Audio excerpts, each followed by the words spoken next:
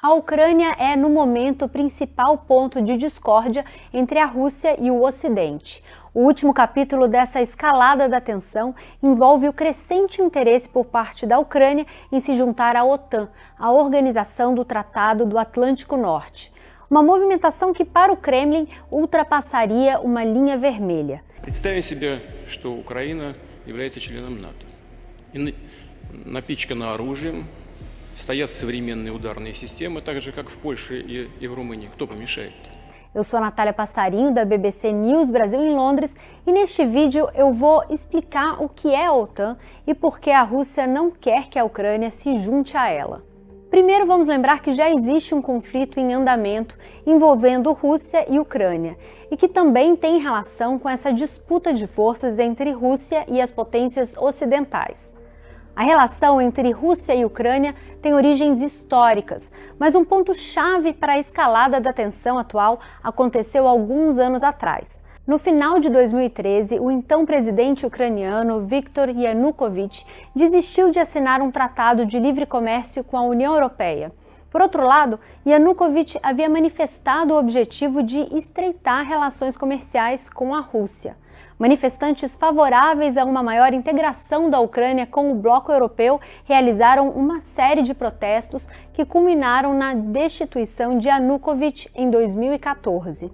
Em meio a essa crise, Moscou anexou o território da Crimeia, uma península onde a maioria das pessoas tem origem russa. O território tinha feito parte do Império Russo entre o século XVIII e 1954, quando foi transferido para a Ucrânia pelos soviéticos. Em março de 2014, o Kremlin enviou suas tropas e iniciou o processo de ocupação que teve apoio de separatistas. O território foi anexado através de um referendo contestado. Além disso, o Kremlin também tem apoiado militarmente grupos separatistas pró-Rússia na região de Donbás, no leste e sudeste da Ucrânia.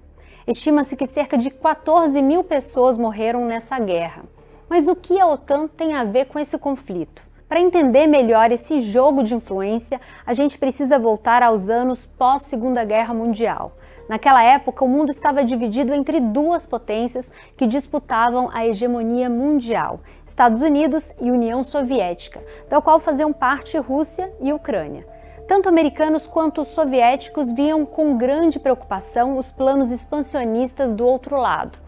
Em resposta à expansão soviética no leste europeu, foi assinado em 4 de abril de 1949 o Tratado de Washington, que firmava a criação da Organização do Tratado do Atlântico Norte, a OTAN. No início, a organização era formada por potências mundiais com acesso à região norte do Oceano Atlântico, daí o seu nome.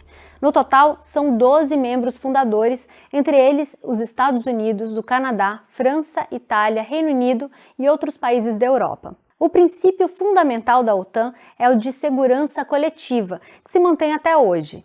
Ele diz que se um dos países da organização for atacado, os outros países membros se juntam para defendê-lo. O objetivo principal era o de proteger esses países de possíveis ataques da União Soviética em um contexto de Guerra Fria. O bloco soviético, por sua vez, respondeu com o Pacto de Varsóvia, uma aliança militar de países comunistas do leste europeu formada principalmente para contrapor a OTAN. O Pacto de Varsóvia acabou com o fim da União Soviética em 1991. A questão é que mesmo anos depois da queda do Muro de Berlim, em 1989, e o fim do bloco soviético, a OTAN não deixou de existir. Mais do que isso, a organização se expandiu.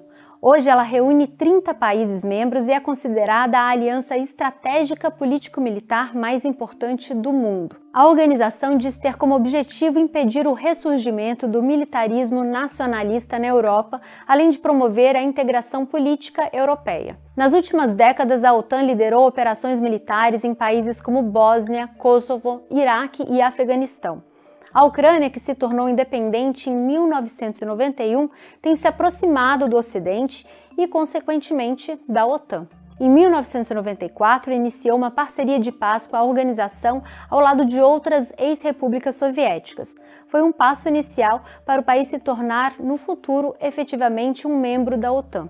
Vale lembrar que em 1999 passaram a integrar a OTAN como membros efetivos a República Tcheca, a Hungria e a Polônia. 3 países que tinham sido membros do Pacto de Varsóvia. 5 anos depois, em 2004, mais ex-repúblicas soviéticas passaram a fazer parte da OTAN: Bulgária, Romênia, Eslováquia, Eslovênia, além dos estados bálticos Estônia, Letônia e Lituânia. Em 2008, a Ucrânia chegou a entrar no Plano de Ação para a Adesão da OTAN, destinado a auxiliar possíveis membros a alcançarem os requisitos necessários para fazer parte da organização. Mas a eleição do presidente pró-Rússia Viktor Yanukovych em 2010 esfriou os planos. Os protestos conhecidos como Euromaidan e a consequente destituição do presidente, no entanto, fizeram com que a possível adesão da Ucrânia à OTAN voltasse à pauta. Em 2020, a Ucrânia foi reconhecida pela OTAN como um parceiro de oportunidades aprimoradas, o que na prática é mais um passo para alcançar o status de membro. No mesmo ano, o presidente do país, Volodymyr Zelensky, aprovou um novo plano de estratégia de segurança em que apontava para o desenvolvimento de parceria com a organização e para o objetivo de se tornar membro. E em 2021, quando a atual crise já se intensificava, a OTAN reiterou a decisão de 2008 para que o país fizesse parte do plano de adesão. Importante citar que uma entrada efetiva da Ucrânia na OTAN demandaria a aprovação de todos os países membros. E muitos especialistas acreditam que isso seria difícil enquanto existir um conflito dentro do país, como ocorre agora na região de Donbass. Ou seja, uma entrada da Ucrânia no bloco poderia colocar a OTAN dentro de um conflito no qual a Rússia estaria envolvida.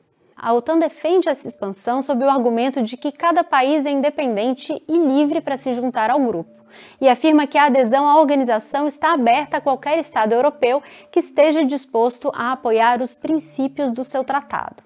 A Rússia, claro, não concorda com essa posição. Moscou se opõe a essa ideia porque vê o avanço da OTAN em direção ao seu território como uma ameaça à sua segurança. Putin solicitou à OTAN que não seguisse anexando países que pertenciam à União Soviética.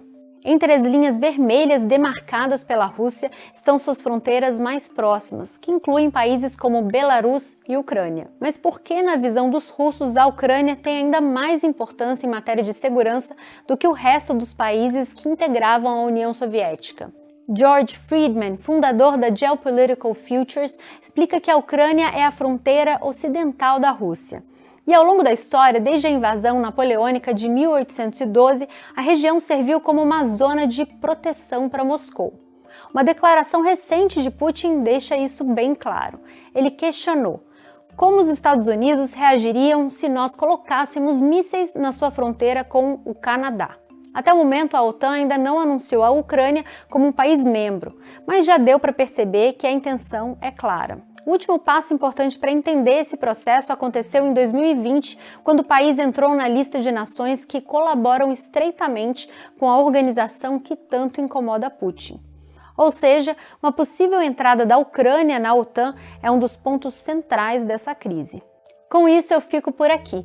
Não deixe de acompanhar a cobertura no nosso site, o bbcbrasil.com, e nas nossas redes sociais. E se inscreva também no nosso canal no YouTube. É só clicar no sininho que fica debaixo do player. Até a próxima!